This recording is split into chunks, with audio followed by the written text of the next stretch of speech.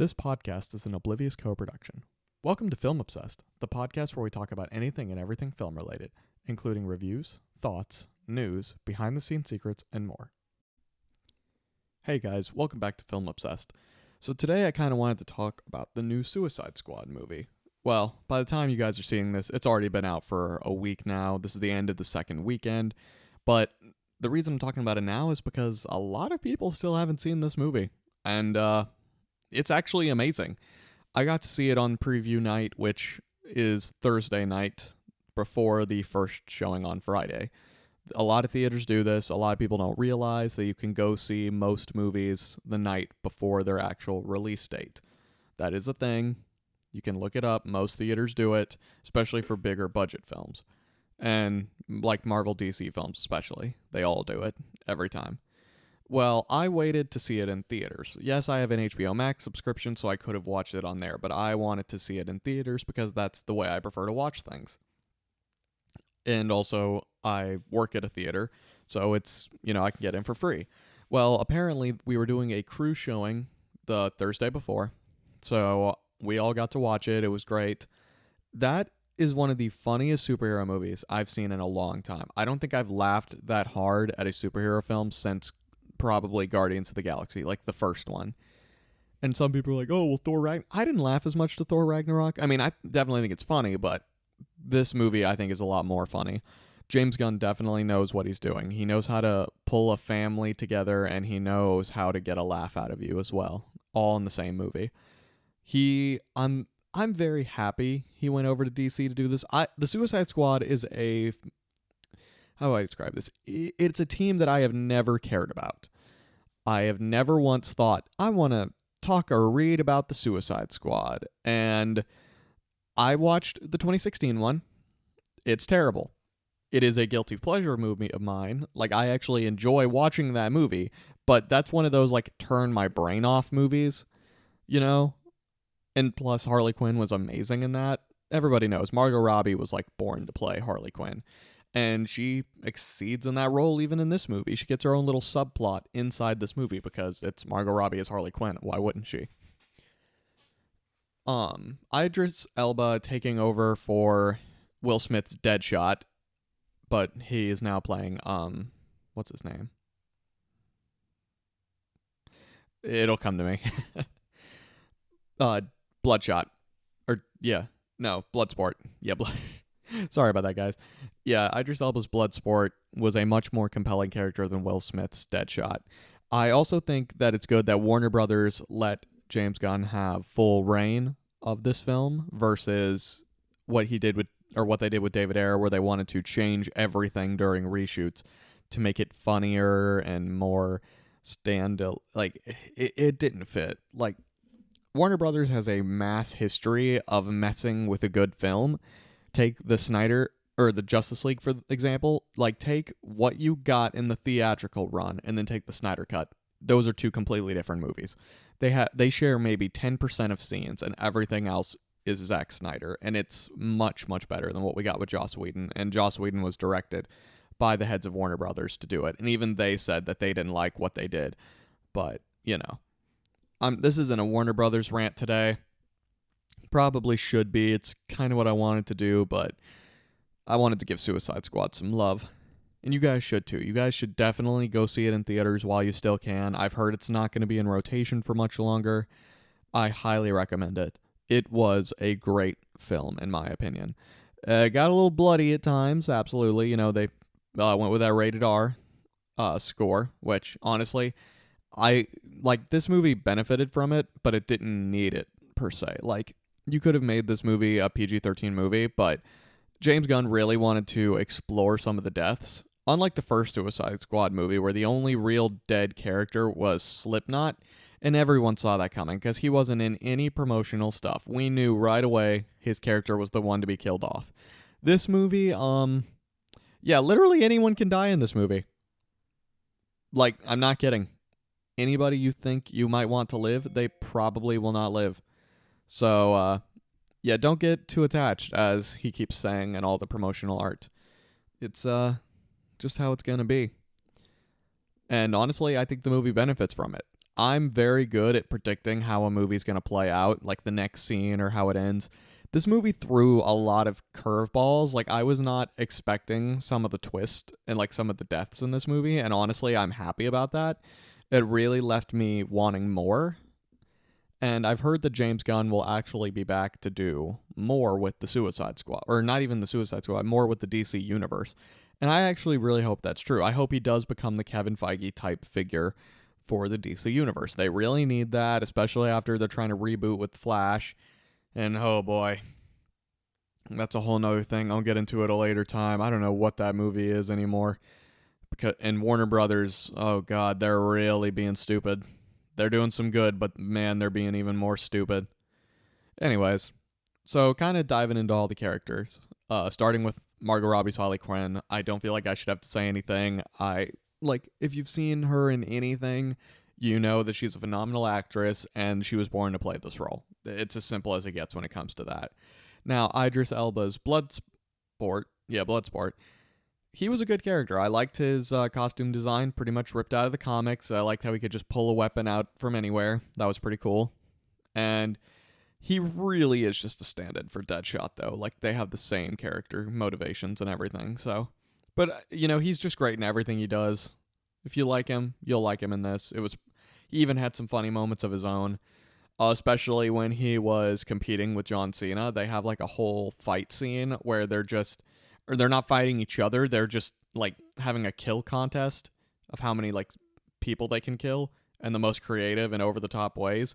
And it just got funnier and funnier. John Cena was one of the standout characters in this, which I think is why he's getting his own spin-off series. Yeah, if you don't know, they are making a HBO Max series that James Gunn is directing for the Peacemaker character. So if you liked Peacemaker, and if you watch and still like Peacemaker, we'll get a series for it, and I think in January. And it was a very good series. I mean, a very good character in the movie, which I can't wait to be explored in the series. And he had so many good comedic moments. Like, his character takes everything so seriously. It's like almost like Drax from the Guardians films, but not exactly. He's like much smarter than Drax, clearly. Moving on, we got Polka Dot Man, who was more of like a character you really felt for. Like, they actually took this character and James Gunn made him a very like interesting character that you really feel for. And honestly, I love his character. He was so good. And fun fact, the reason James Gunn picked Polka Dot Man to go in this movie is because he Googled who is the worst DC character of all time, and Polka Dot Man's the one that came up, which I'm more surprised that he beat out, or that he's lower than Condiment King, which is literally just a villain who carries mustard and ketchup on his back. But you know what? I liked Polka Dot Man in this movie. I loved his portrayal.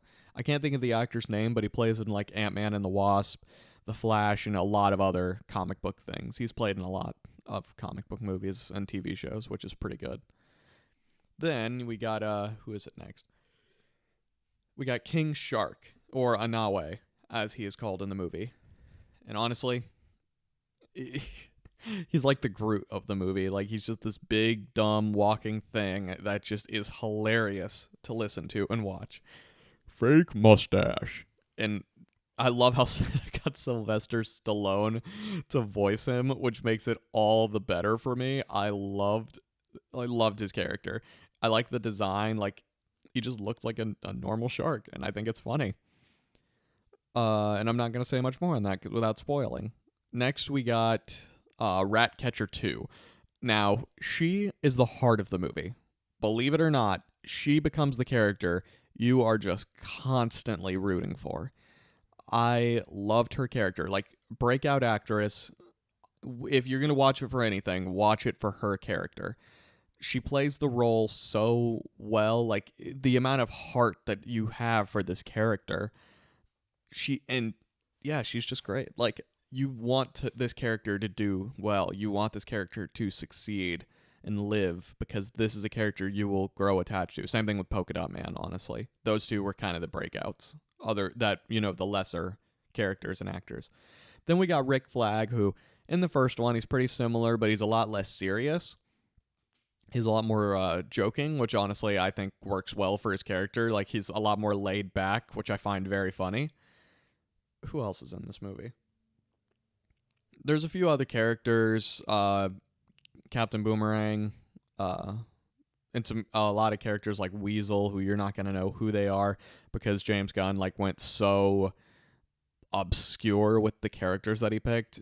Like Pete Davidson's in this movie, and you're just like, why is he in this movie? Then you got Peter Capaldi as the Thinker. They went for the New 52 design of the character with the electrode sticking out of his head, and honestly, he did good. I liked the portrayal they went with. Pretty comic accurate, at least look wise. One of the things DC has done so well in recent years is they can take a comic book costume and literally just translate it perfectly, like scale to scale, into the movies. Marvel does a really good job of transferring costumes from like the comics to the movies, but they try to modernize them a little bit, like make them a little bit more, I don't know how to say it, like armored, while DC's just like, hey, you know how stupid Aquaman's costume looks like? Yeah, we're going to make that in live action. You know how stupid Shazam's costume looks? Let's put that in live action. It's like, oh, you want Batman? Here's Ben Affleck in the most comic accurate batsuit we're ever going to get. Oh, Wonder Woman? Same thing. Like, they do it so well. I just love it. We're even getting a comic accurate Flash suit later this year, or next year with the Flash movie. Like, DC knows how to do costumes, and I loved the costumes in the Suicide Squad movie a lot more than I did something like the Birds of Prey movie. I hated the costumes in that movie. There were so many designs that they overlooked, which were a lot better, a lot more comic accurate, and a lot less ridiculous looking. A lot of the ones for that movie just never sat right with me, while, however, in Suicide Squad, they nailed every costume right out the gate. Now, in terms of story and all that, the villain character, Starro, if you don't know, that is a character. He is a giant space starfish who can send out spores to mind control people. He was the first ever villain that the Justice League fought in the comics. And I like how they decided to use him here. Like, they didn't try to make it any, like, watered-down version of the character. They just did straight-up comic book version of the character. And I think it works so well. The design is great. They just make it as it is. And I'm glad that they kind of chose to go with that, because it gives them a chance to do, like, with the, mind control, it gives them the faceless army. And no sky beams. No sky beams. No more sky beams. We're finally moving past that. Thank God. Sorry, Suicide Squad. It's also, I know a lot of people, like my brother, in fact, who never watches movies. He had no idea there was a new Suicide Squad movie out. He's like, there's another one? I was like, yeah. He's like, what's it called? I'm like, The Suicide Squad. He's like, that's the same name as the first one. I was like, no, the first one is Suicide Squad. This one is The Suicide Squad. And he's like, well, that's stupid. And he's right, it is. They easily could have given it a better name, but, they were just trying to rebrand everything. But it didn't get a big marketing push, which honestly is upsetting, because DC, like, the movie, how do I explain this? Like, the movie is not doing well, at least financially. Like, critically and fan-wise, everybody's loving it. It's doing great on both of those fronts. Financially, however, they are not making money. Like, some theaters have already, on its second week, are pulling it from theaters because of how little it is doing. And it has nothing to do, yes, you've got the bad PR of Warner Brothers and DC right now. Again, I could make a whole rant video, and I probably will at some point, of how stupid DC is, or not DC, how stupid Warner Brothers is. But with this film, it's got all the things it needs. Now, you could say that the rated R thing is affecting it, which it is a little bit, sure. But overall, it's a great movie. It's just, with the way the world is right now, a lot of countries can't even go to the movies, and the ones who can, like, it was available on HBO Max, so I'm sure a lot of people, some friends I know, watched it on there. I even thought about it, but I didn't. I wanted to see it in theaters. And while I like the whole HBO Max thing, it does get kind of annoying. Like, what I mean by that is, oh, well, you can watch it on here, but, it's not going to help theaters. And there's been like a whole debate recently with Marvel about that. Like, oh, well, Black Widow made a ton of money on Disney Plus, but the theaters didn't make as much. But honestly, like with the way the world is, I'm totally fine with them putting stuff on streaming services. Just pay the actors what they're owed. That's like the whole Black Widow lawsuit. That's a long story. Not getting into that today. But, I want this film to succeed. I want more of these, and I hope James Gunn comes back to do more films. I've heard he might do Justice League Dark or something like that, and I'd love it if he did.